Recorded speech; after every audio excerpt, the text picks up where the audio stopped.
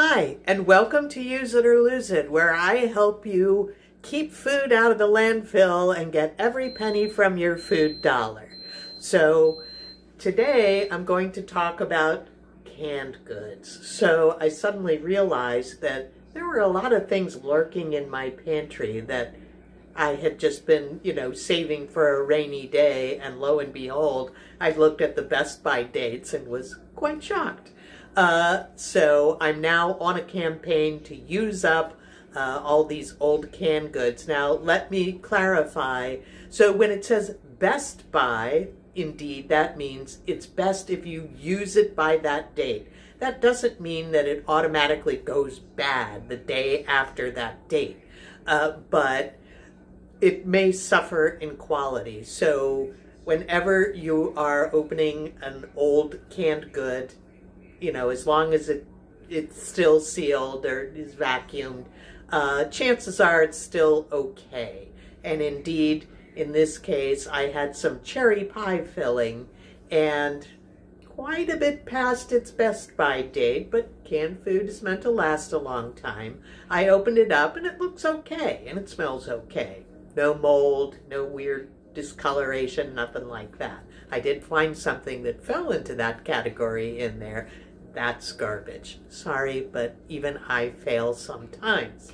However, what we're going to make today with that cherry pie filling, sure, I could make a cherry pie, but instead I'm making what is often referred to as $10 fruit pie. So I got this recipe way back when I was like in the Girl Scouts and used it many a time using cherries from the tree in my childhood home backyard, and it really makes kind of a great cobblery kind of fruit pie. So that's what we're going to do today, and it's quite simple because the ingredient amounts are all kind of equivalent. So we're going to start off by melting a stick of butter in our pan. This serves two purposes. Number one, hey, you don't have to grease the pan.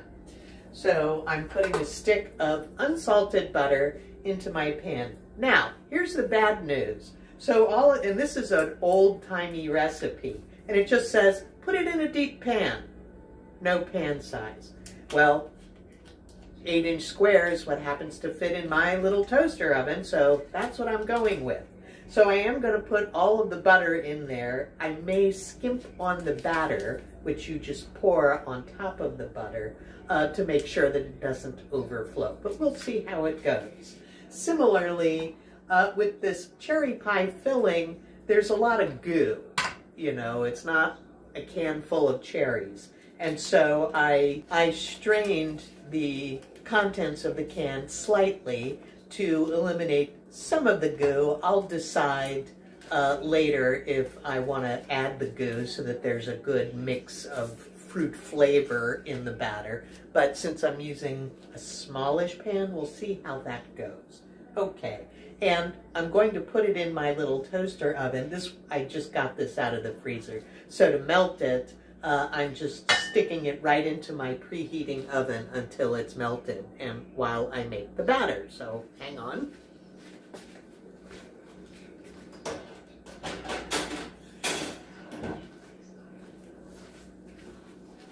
Okay, so now we're going to make our batter.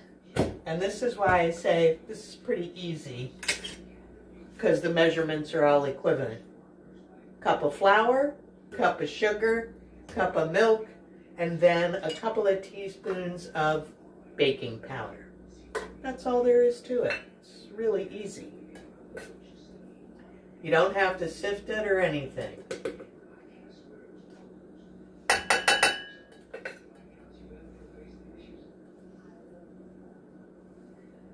That's one. It's our flour, easily. On the other hand, hey, it's a tight seal.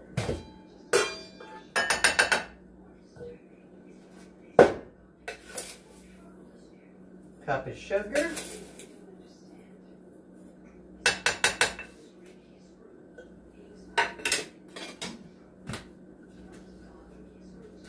2 2 teaspoons of baking powder, and you can Google $10 fruit pie and you'll find numerous recipes available, but they're all pretty much the same.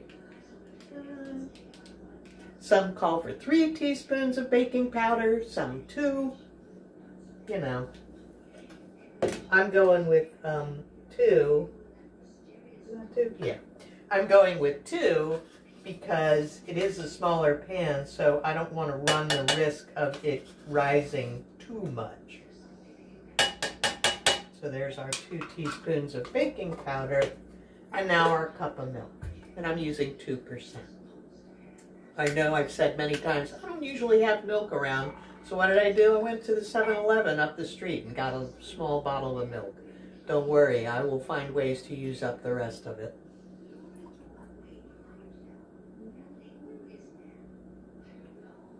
And exactly 1 cup.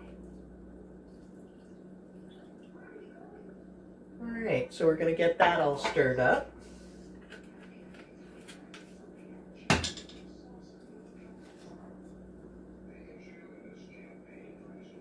So we have our nice smooth batter. Because then all you do is you pour your batter over the melted butter, then you pour your fruit.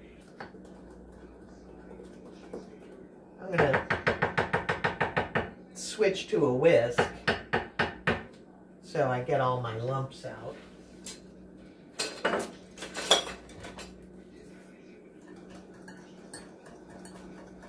Since I have plenty of time because I'm waiting for my butter to melt. And I will be back once my butter is melted and we're ready to assemble. So hold on. And there's a few clumps and bumps in the batter, but that's okay. So we're just going to very carefully pour that in using my official batter bowl. This is a wonderful thing. You don't see these much anymore. They're kind of hard to come by. Okay, and I do not need to skimp on the batter because kind of the rule of thumb is you don't want your batter to be more than halfway before you bake it. So yay, that came out well. All right, so now here's my partially strained can of cherries. We're going to dump that in. Try and get it in there evenly. If you're using fresh fruit, you'll want about 2.5 cups, for example, of blackberries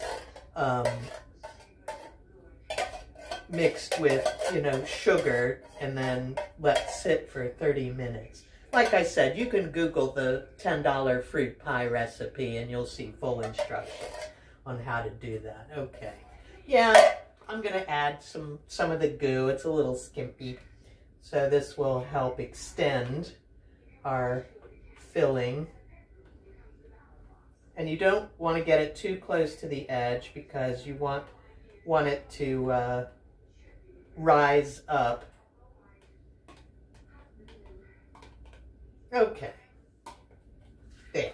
So now I have my oven preheated to 375 and we're going to put it in there for about 45 minutes to an hour. Because it's a smaller oven, I usually don't need as much time as the recipe suggests. So I'm going to keep an eye on it because 375 might be a little too high for this in a contained space. So in it goes, and I will be back with the finished product. See you later. Okay, well, it's been just shy of 45 minutes. It's very brown, so I took it out 2 minutes shy of the 45 minutes. So here is our beautiful browned ooey gooey cobbler. So you can see it's still kind of molten in the center. That's going to firm up as it cools.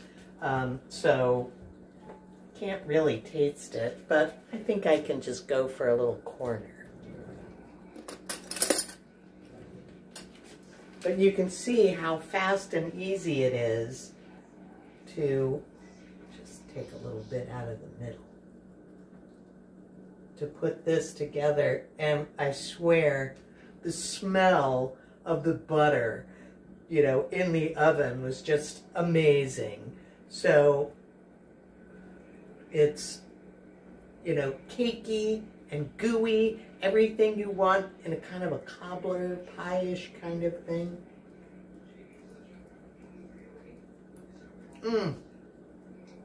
Delicious. So the gooey stuff that was in the fruit kind of caramelized, and it makes it a little crunchy on top, but soft in the middle.